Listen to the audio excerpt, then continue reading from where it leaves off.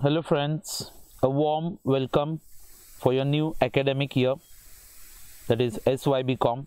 I, Menin D'Souza, welcomes you for this first economics lecture. Now children, as we start upon this new year, first of all, I welcome each one of you for this lecture. जो लोग FYBCom पास होके आए उनको भी welcome, जो लोग KT लेके आए उनको भी और ज़्यादा welcome. Well, it's like whatever it is, we have a new year, children, to be accomplished, and we are going to achieve something in this year. Children, few months that we have been facing this problem of COVID-19.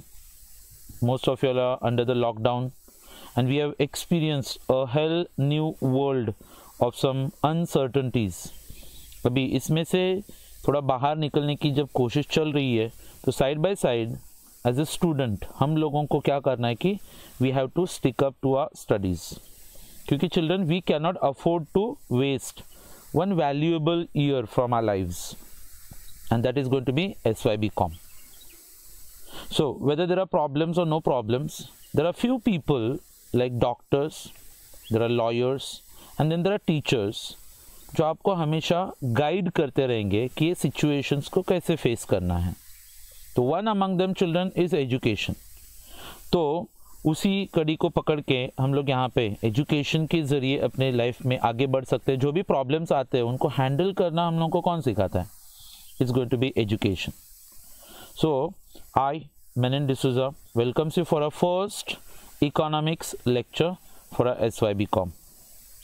Now, as we start with our lecture, children, economics जो हम लोग बहुत ही basic से पढ़ रहे हैं, 8th 9th, like 9th 10th में पढ़ाई था, then 11th 12th came. अच्छा, in 11th and 12th, children, if you just noticed, it was a lot altogether various topics that we have analyzed. FYJC में जो पढ़ा था उसका कुछ लिंक नहीं था 12th standard के साथ.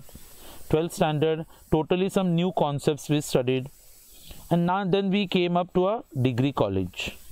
अभी डिग्री कॉलेजेस में children when we refer to a FYBCom में बच्चे लोग हम लोगों ने कुछ फर्स्ट सेमेस्टर में 11, सेकेंड सेमेस्टर में 9, ऐसे कुछ 20 लेसन्स पढ़े थे क्या नहीं पता नहीं, लेकिन मनन प्रकाशन के बुक के अंदर तो थे. अच्छा, मेनन सर ने भी पढ़ाए थे. अभी आपने कितना पढ़ा था नहीं पढ़ा था वो सब हम लोग नहीं पूछेंगे, बस we just want to see that you people have reached your SYBCom. FYBCom, children, it's entirely based on microeconomics. Now, talking about microeconomics, we have seen lots of topics related to demand, elasticity of demand, production theories, capital budgeting, the different types of markets that we analyze, like perfect competition था, monopoly होता है, monopolistic competition, oligopoly markets, and between all this, somewhere children, when we complete हमारा जो first sem था, second same था, उसको complete करने के बाद में अभी हम लोग आके पहुंच गए अपने सेमेस्टर 3 की तरफ.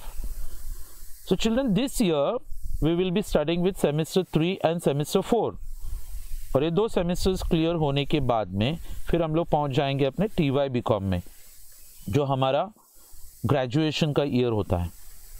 Children, among all the different subjects that we study, ये एक इकोनॉमिक्स एक ऐसा सब्जेक्ट जो हमेशा आपके साथ में रहेगा. जहाँ जहाँ पे आप पढ़ाई करोगे, there will be one subject obviously that is called as economics. The rest of the subjects that we study, children, they keep on changing. Some are applicable to us, they keep on changing once you change your state, your country, और it could be your locality also. When it comes to economics, children, one of the universal sciences which are followed and applied at each and every level in this entire world.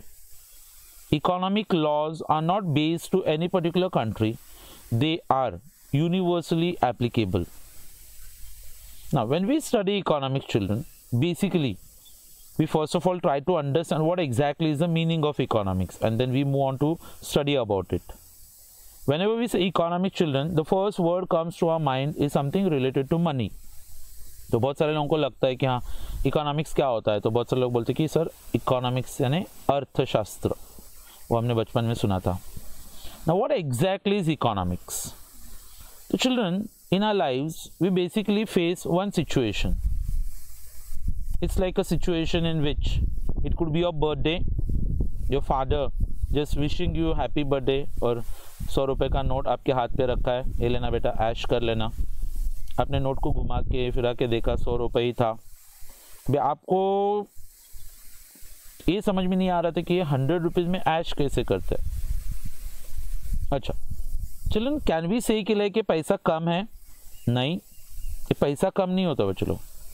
थोड़ा सा अगर आप याद करोगे, जब आप school जाते थे, जब आप 5th-6th स्टैंडर्ड में पढ़ते थे, और वहाँ पे आपको जब मम्मी 5 रुपये फिर 10 रुपये का पॉकेट मनी देती थी कॉलेज जाते स्कूल जाते वक्त, तो 5 रुपये भी बहुत लगता था हम लोगों को। और कभी गलती से कभी किसी दिन अगर 10 रुपये मिला, फिर तो पूछना ही मत, फिर आपको ऐसे लगेगा जैसे आप पूरे स्कूल में आप अकेले ही अमीर हो करके। तो एक सिचुएशन है जहाँ पे you feel that 10 rupees are more than enough, और एक ऐसा सिचुएशन आता है जहाँ पे आपको लगता है कि 100 रुपीज़ आर वर्थ नथिंग। तो over the years children, what has change? क्या बदल गया इतने सालों में? एक ही चीज़ बदली है, पैसे का वैल्यू वही का वही है, लेकिन आपकी ज़रूरतें बदल चुकी है। When you are very small you had very limited wants. क्या स्कूल जाते जाते गलती से स्कूल के बाहर एक समोसा या फिर वेफर्स का पैकेट लिया, काफ़ी था। अच्छा, now you are grown up children, जैसे वो 100 रुपीज़ आपके पास आते हैं, and then you got so many needs in front of you. आपका बर्थडे है, बाकी लोगों को भी तो पता चले कि आपका बर्थडे है, तो आपको एक नया ड्रेस परचेस करना है। अच्छा, दूसरा, अपने आजू बाजू में कुछ पनौती लोग होते हैं, इज्जत से उनको दोस्त बुलाना पड़ता है, ये लोग आपको हमेशा लूटने के लिए तैयार रहते हैं। नाउ फ्रेंड्स को पार्टी देना है आपको। अच्छा, तीसरा, you feel that you want to go for a movie. Lockdown है तो forget about movies and all, but just imagine. And thirdly, you also feel that you want to save some money, might be आपको कहीं पे travel करना है friends के साथ में बाद में, और आपको पैसा बचा। अभी you know children, here we have the basic premise of economics. क्या पता चला? 100 रुपीज़ और ये 4 ज़रूरतें जो आपको पूरी करनी है, और इसमें से 2 पॉइंट्स आते हैं बाहर। एक, we got limited resources and our wants are unlimited. Children, as we grow up हमारे वांट्स बढ़ते जाते हैं। जब हम लोग छोटे थे हमारे वांट्स बहुत लिमिटेड होते हैं, जैसे जैसे हम लोग बड़े होते गए हमारे वांट्स बढ़ते गए। When like we have got a small child children, छोटा सा बच्चा, और उसके जो वांट्स होते हैं आपको पता है ज़्यादा कुछ नहीं, मतलब 24 में से 18 घंटा तो सोते रहता है वो, तो he doesn't get much time to satisfy his wants and he doesn't know that he has wants, very limited wants. जैसे जैसे वो ग्रो करता है देन ही रियलाइजेस कि उसके वांट्स बढ़ते जा रहे हैं। कभी किसी दिन मिल्क, फिर कभी किसी दिन कोई चॉकलेट लेके आता है। अच्छा, चॉकलेट खाने के बाद में कभी किसी दिन कोई बड़ा चॉकलेट लेके आता है, फिर आपको लगता है कि अरे इतना बड़ा भी होता आपने कभी देखा नहीं था। अच्छा, then suddenly one day, for example कि लाइक आप जैसे जैसे बड़े होते गए आपने एक बात नोटिस की रहेगी, चॉकलेट का साइज़ भी थोड़ा बड़ा होता गया। फिर किसी से प्यार होने के बाद पता चलता है 180 वाला भी आता है करके, वो हमेशा दूसरों को लूटा हुआ चॉकलेट रहता है। अच्छा, आपके पास बहुत सारे टॉयज़ होते हैं, आप उनसे खेलते रहते हो, लेकिन एक आध दिन ऐसे होता है कि बाजू वाला बच्चा एक नया टाइप का खिलौना लेके आ जाता है। अभी आप अपने खिलौनों को लात मारोगे, आपको लगता है कि वो मुझे चाहिए, आपके वांट्स मल्टीप्लाई होते जा रहे हैं। फिर एक आध दिन ऐसा आता है जब आपके पेरेंट्स से आपको बाहर घुमाने के लिए लेके जाते हैं, and when you see the entire world and different things around, and then you start feeling that I really want to have each and everything that exist here. जो दिखता है आपको चाहिए रहता है, आपके वांट्स बच्चों अनलिमिटेड है। एक आध मेले में जाने के बाद आप एक आध जब चीज़ देखते हो, छोटे बच्चों का आदत होता है, कोई चीज़ दिखी पसंद आई तो शॉप के सामने मैग्नेट के जैसे खड़े रहने का। फिर पेरेंट्स आपको बोलते हैं चलो चुपचाप चलने का, कुछ नहीं मिलेगा इधर। फिर आपका एटीट्यूड भी अलग रहता है, बोलते कि अच्छा अभी थोड़ा रोना चालू करूँगा तो चुपचाप दे दोगे करके। फिर पेरेंट्स को कैसे भीड़ की वजह से देना पड़ता है, पेरेंट्स ज़्यादा से ज़्यादा ये बोल सकते हैं अभी दे रहा हूँ, घर पे चल बाद में बताता हूँ तेरे को। लेकिन you are just going on satisfying your wants children. So इससे क्या पता चला आपको? वांट्स अनलिमिटेड है, लेकिन आपके वांट्स को पूरा करने के लिए the resources that we have at our disposal children are limited।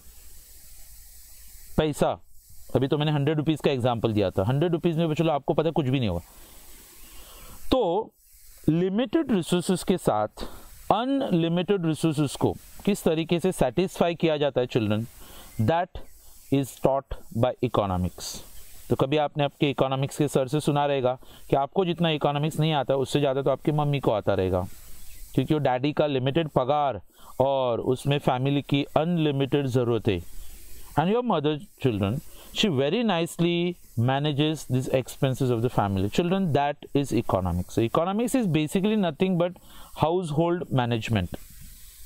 और ये जो प्रॉब्लम होता है, कौन सा problem? Limited resources, unlimited want. It's not only faced by an individual, फिर अपने family, society, state, country and the entire world children will face this problem. Now that was the basic meaning. So कभी किसी ने आपको पूछा कि like economics होता क्या है, तो आप ये आंसर दे सकते हो, चलो it's household management. It teaches us how to fulfil unlimited wants with limited resources. Now coming to our SYBCom. SYBCom का economic children is entirely based on macro economics. हमको पहले बताया गया था बच्चों कि इकोनॉमिक्स के दो अलग अलग ब्रांचेस होते हैं. One is known as microeconomics, another one is known as macroeconomics. So microeconomics children, it studies individuals. जैसे एक इंडिविजुअल का डिमांड कितना है, एक इंडिविजुअल प्रोड्यूसर क्या प्रोड्यूस करता है, या फिर how the prices of particular commodities are fixed. जब आप जॉब पे जाते हो तो आपके वेजेस को कैसे फिक्स किया जाता है, लैंड है तो उसका रेंट कैसे फिक्स करते हैं, पब्लिक को वेलफेयर कैसे, but it's all at a individual level. Children, when we travel from micro to macroeconomics, then we suddenly realize कि macroeconomics studies aggregates. Aggregates का मतलब होता है the entire economy. जैसे अगर माइक्रो में हम लोग इंडिविजुअल कंज्यूमर के बारे में पढ़ेंगे, तो इन macro children will be studying about the entire all the consumers in the country. That goes towards what's known as aggregate demand. अगर माइक्रो में हम लोग एक कमोडिटी का प्राइस कैसे फिक्स होता है वो पढ़ते हैं, तो macro children we try to study the general price level in the economy. So it's not a study of individual units, it's a study of totality or aggregates or the overall study. So it's like, observing the economy through a microscope or observing the economy as a whole. That's a difference. Micro और macro में एक difference जो आपको दिखेगा वो होता है diagrams का. लास्ट ईयर चिल्ड्रन FYBCom में साल भर में हम लोग इकोनॉमिक्स पढ़ रहे थे, क्या ड्राइंग कर रहे थे वो आपको समझा नहीं रहेगा. हर बार सर ने आपको परेशान किया रहेगा कि ये डायग्राम बनाओ, वो डायग्राम बनाओ, स्केल लेके आने का, पेंसिल दूसरे का नहीं लेने का, नहीं लाया घर पे जाना. अच्छा, now coming to our SYBCom children, diagrams का कंटेंट थोड़ा सा कम रहेगा क्योंकि this is related to macro economics. So today children, क्योंकि हमारा इंट्रोडक्शन लेक्चर है, I will just give you a overview कि हम लोग कौन कौन से चैप्टर्स पढ़ने वाले हैं, क्या क्या पढ़ेंगे हम लोग साल भर में, एंड देन नेक्स्ट लेक्चर से हम लोग स्टार्ट करेंगे अपने सिलेबस के साथ. तो कोरोना रहेगा जाएगा वो हम लोग बाद में देख लेंगे, लेकिन हम लोग को प्रिपेयर करके रहना है क्योंकि हम लोग हमारे लाइफ का ये जो एक वैल्यूएबल ईयर है उसको हम लोग वेस्ट नहीं कर सकते हैं. So children, could you just have a look at the contents that we people are going to study here, and the contents are in front of you. Children, last year साल भर में मिला के हमने 20 चैप्टर्स पढ़े थे. SYBCom में first semester में ही आपको पढ़ना है कुछ 17 चैप्टर्स. वैसा मत समझो कि मैं आपको डरा रहा हूँ, क्योंकि सही में मैं आपको डरा रहा हूँ, क्योंकि 17 चैप्टर्स और आपको पढ़ने के लिए आपके पास ज़्यादा टाइम तो होता नहीं है. और ये 17 chapter children, you don't have to study them throughout the year. ये साल भर का लॉट नहीं है, ये सिर्फ दिवाली के पहले का इंस्टॉलमेंट है. दिवाली के बाद आपको फिर से कुछ नहीं तो 21 चैप्टर्स मिलेंगे पढ़ने के लिए. तो साल भर में मिला के कुछ नहीं तो 37-38 चैप्टर्स होते हैं. अब यहाँ पे प्रॉब्लम है कि SYBCom में हम लोग स्टडीज़ के बारे में कितना सीरियस होते हैं आपको भी पता है, और उसमें 17 चैप्टर्स मतलब कुछ लोगों को तो इसका नाम याद रखना भी मुश्किल हो जाएगा.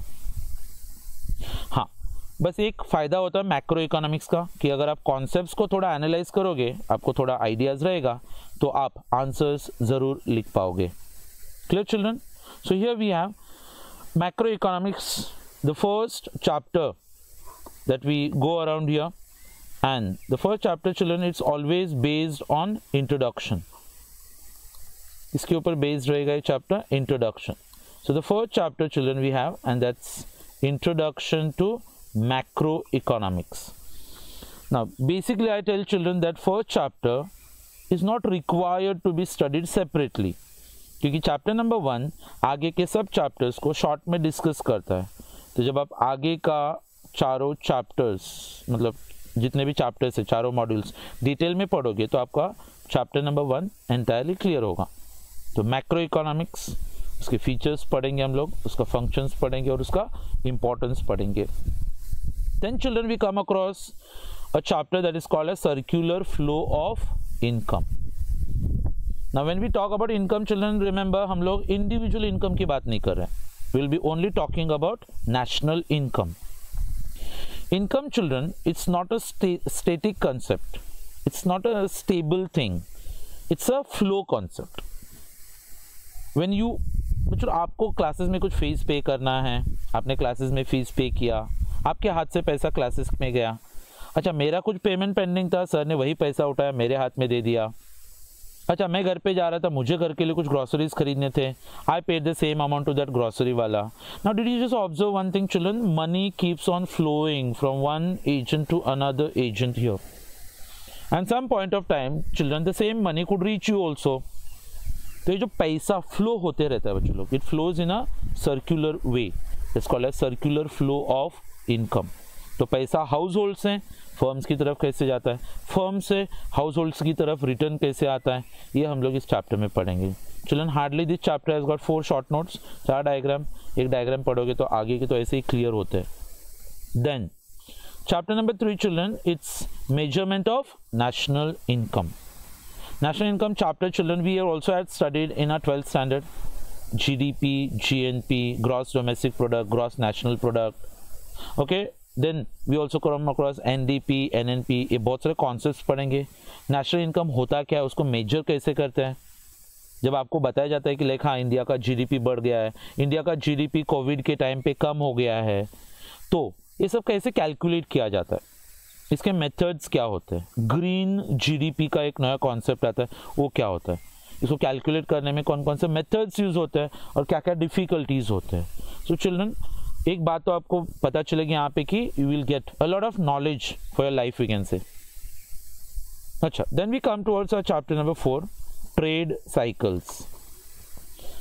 ये 2-3 महीने के टाइम पे जब all the businesses have come to a stand still children, जहाँ पे सब कुछ बंद है, नो शॉप्स आर वर्किंग, अच्छा, और at the same time children we see that there is no production, if there is no production there are no jobs, people are sitting at home, if there are no jobs people are not going to get any money, if they don't get any money they won't be able to spend the money, and if they don't spend the money again there will be no demand in the market, and if there is no demand children then there is no production। और फिर हमने सुना था कि ये Covid चला जाने के बाद हमारे यहाँ पे इकोनॉमी में रिसेशन आएगा, and already we see things children, people are dying of hunger, there is no productive activities. तो ट्रेड साइकिल्स कैसे होते हैं, 1929-1930 से स्टार्ट हुआ था ये सिलसिला, और तब से लेकर आज तक कोई भी बिजनेस बच्चे लोग कभी स्टेबल नहीं होगा। Businesses always experience ups and downs. तो बिजनेसेस अप्स और डाउन्स किस तरीके से फेस करते हैं, उनके फीचर्स क्या होते हैं, एक फेज में से दूसरे फेज में ट्रांजिशन कैसे होता है। जैसे कि if there is a recession, तो countries and the business houses together they try to recover from that recession, और रिकवरी के बाद फिर से आता है प्रॉस्पेरिटी, प्रॉस्पेरिटी के बाद आता है रिसेशन, रिसेशन ज़्यादा देर तक रुका तो फिर उसको हम लोग बोलते हैं डिप्रेशन। तो this is the topic children, will be enjoying that topic as such. And then there is a chapter जिसके बारे में हमने कभी सुना नहीं है, that is Say's law of market. Say Jean Baptiste से करके एक इकोनॉमिस्ट था, उन्होंने एक सिंपल सा स्टेटमेंट दिया था children, that supply creates its own demand. Children whenever we produce certain things, जब हम लोग कुछ प्रोडक्शन करते हैं आपको कभी सोचने की जरूरत नहीं पड़ेगी कि जो मैं प्रोड्यूस कर रहा हूँ इसको कोई खरीदेगा क्या, क्योंकि इकोनॉमिक्स बोलता है कि सप्लाई करो, डिमांड ऑटोमेटिकली क्रिएट होगा। जब आप सप्लाई करोगे तो आप लोगों को जॉब पे रखोगे, जॉब पे रखा है तो उनको पेमेंट दोगे, तो यहाँ पे आपने एक प्रोडक्ट प्रोड्यूस किया, यहाँ पे आपने लोगों को पैसा दिया, तो वही पैसा मार्केट से उन्हीं प्रोडक्ट्स को खरीदने के लिए यूज़ किया जा सकता है। तो सप्लाई है, तो डिमांड भी होगा. You don't need to worry about it. Now this entire module children that's related to introduction. The second module children, you can see the names of the topics here. 12th में हमने individual demand के बारे में पढ़ा था. We also studied about individual supply. अभी यहाँ पे क्योंकि हम लोग मैक्रो पढ़ रहे हैं तो we come across aggregate demand and aggregate supply. और जब देश में एग्रीगेट डिमांड और एग्रीगेट सप्लाई इक्वल होता है तो we call that concept as a effective demand. Now coming towards effective demand, then we also have one more topic children, that is consumption function. लोगों को जो इनकम मिलता है उसको हम लोग जनरली दो पार्ट्स में डिवाइड करते हैं. कुछ पैसा हम लोग गुड्स एंड सर्विसेज पे स्पेंड करते हैं और वो पैसा जो हम लोग स्पेंड नहीं करते हैं उसको हम लोग सेविंग्स बोलते हैं. So what ever money children जो हम लोग गुड्स एंड सर्विसेज पे खर्च करेंगे उसको कंजम्पशन बोला जाता है. So will be studying about that. Then there is a topic that is related with investment function, how investments are determined. And then children we have the theory of multiplier. Money children is spent and money is respent. जब आप पैसा खर्च करोगे कोई और कमाएगा, किसी और ने खर्च किया कोई तीसरा कमाएगा और ये पैसा मल्टीप्लाई होते जाता है. आपने 10,000 का फीस भरा, मुझे 10,000 का सैलरी मिला, मैंने 10,000 का शॉपिंग किया तो यहाँ पे टोटल तो बचलो 30,000 हो गया. Now it means original 10,000 is being multiplied here 3 times. In a similar way, जब गवर्नमेंट पैसा इन्वेस्ट करती है, गवर्नमेंट ने 1 लाख करोड़ इन्वेस्ट किया तो देश में बच्चों लोग वो 1 लाख करोड़ मल्टीप्लाई होता है. उसका हो सकता है 2 लाख करोड़ बन जाए, 3 लाख करोड़ बन जाए. That's a theory of multiplier. And then children, chapter number 10 from the second module is liquidity preference theory of interest. Interest children, we know कि ये बैंक से रिलेट करता है. बैंक से लोन लिया है, इंटरेस्ट देना है. अभी इंटरेस्ट वो लोग बोलेंगे आपको कि हाँ हाउसिंग लोन लिया है 9% इंटरेस्ट देना है. द क्वेश्चन अराइजेस चिल्ड्रन कि रेट ऑफ इंटरेस्ट फिक्स कैसे होता है. तो किसी भी चीज़ का, जैसे कि किसी कमोडिटी का प्राइस होता है उसको हम लोग क्या बुलाते हैं, price. In a similar way children पैसा बोरो करने का जो प्राइस होता है उसको इंटरेस्ट बोलते हैं. तो जैसे किसी कमोडिटी का प्राइस इज डिटरमाइंड बाय उसका डिमांड एंड सप्लाई, वैसे ही interest is determined by the demand for money and the supply of money. So हम लोग डिस्कस करेंगे कि इंटरेस्ट कैसे फिक्स किया जाता है. इसमें एक थ्योरी आता है दैट इज केन्शियन थ्योरी. रेट्स बढ़ते कैसे, रेट्स कम कैसे होते हैं. आरबीआई मनी सप्लाई बढ़ाएगा तो रेट्स कैसे कम हो सकते हैं, या फिर मार्केट में पैसे का डिमांड अगर बढ़ गया तो रेट्स ऑफ इंटरेस्ट कैसे बढ़ते हैं. आरबीआई ने मनी सप्लाई को चेंज करने से rate of interest can also change. Now Module 3 children, it has got only 2 topics. It's based on some development and man in macroeconomics. तो एक टॉपिक है तो थोड़ा confusing होता है. It's ISLM model. ISLM. Children, you know there are 2 types of markets that we have: money market and goods market. So money market children, जहाँ पे supply of money and demand for money. A goods market, demand for goods and supply of goods. ये सब जब equal होते हैं तो उसमें से कुछ कर्व्स डिराइव किए जाते हैं, उनको बोला था ISLM model. And then children Phillips curve, unemployment and stagflation, ये है हमारा next topic. Children we always think, आपने हमेशा एक प्रॉब्लम देखा है, महंगाई आ रही है, महंगाई आ रही है, और फिर हम लोग गवर्नमेंट के खिलाफ नारे लगाते हैं, गवर्नमेंट महंगाई कम नहीं कर रहा है. लेकिन आपको एक बात पता नहीं होगी, महंगाई लाने वाला गवर्नमेंट नहीं होता, हम लोग होते हैं. और आपने एक बात और नोटिस की है कि आप कितना भी रोना, महंगाई आ गई, महंगाई आ गई, गवर्नमेंट आपके रोने की तरफ इतना भी ध्यान नहीं देता है. और उसके पीछे बच्चों इकोनॉमिक्स होता है, क्योंकि गवर्नमेंट ने अगर सीरियसली लेके महंगाई को कम कर दिया तो 6 महीने के बाद आप एक दूसरा रोना चालू करोगे, और वो क्या होगा कि जॉब नहीं है मेरे पास. Children, if the prices they fall below a particular level, अगर प्राइसेस बहुत ज़्यादा कम, आपने एक प्रोडक्ट है 100 रुपीज़ में प्रोड्यूस किया, 150 रुपये में बेचते हो. अभी गवर्नमेंट अगर प्राइस कम करेगी और बोलेगी कि 50 रुपये में बेचना, आप प्रोडक्शन करोगे क्या? नहीं, तो प्रोडक्शन बंद होगा. अगर प्रोडक्शन बंद करोगे तो लोगों को जॉब पे से निकालना पड़ेगा. अगर आप लोगों को जॉब पे से निकालोगे तो वही अनएम्प्लॉयमेंट का प्रॉब्लम. सी चिल्ड्रन, इकोनॉमिक्स में इन्फ्लेशन यानी महंगाई इतना भी बुरा नहीं होता है. Inflation children it comes at a point जहाँ पे देश में बहुत ज़्यादा एम्प्लॉयमेंट होता है जब लोगों को बहुत सारे जॉब्स मिलते हैं, लोगों के पास बहुत सारा पैसा है, ये बहुत सारा पैसा लोग मार्केट में जाके खर्च करते रहते हैं, डिमांड बढ़ता है और eventually children prices they rise. So you and me who spend the money in the market are equally responsible for inflation and it's not the government. Government responsible हो सकता है कब? जब वो लोग टैक्सेस लगाते हैं. रिसेंटली आपने देखा रहेगा क्रूड ऑयल के प्राइसेस मतलब सीधा इतने गिर गए थे कि गवर्नमेंट को लगा कि चलो लोगों के पास तो पैसा है, वो लोग दे सकते हैं, तो पेट्रोल का प्राइस कम काय के लिए करने का, तो उन्होंने 10 रुपये का एक्साइज ड्यूटी लगाया और प्राइसेस को वापस से वैसे रखा 71 रुपीज़ पे और लाइक 75-76 रुपीज़ पे. हाँ, तो वहाँ पे गवर्नमेंट जिम्मेदार हो सकता है. तो ये इन्फ्लेशन और अनएम्प्लॉयमेंट इनके बीच में हमेशा उल्टा रिलेशनशिप आता है कि अगर इन्फ्लेशन हाई होगा तो बेरोजगारी कम होती है, महंगाई को कम करोगे आपका अनएम्प्लॉयमेंट बढ़ जाएगा. Now children, that's the point what actually studies here is called as a Phillips curve. So next time जब आप डिमांड करोगे कि महंगाई को कम करो, आप इनडायरेक्टली गवर्नमेंट को ये बता रहे हो कि मेरे को नौकरी से निकाल दो करके. So think twice before you demand that with the government. And even if you demand, the government is not going to take it very seriously.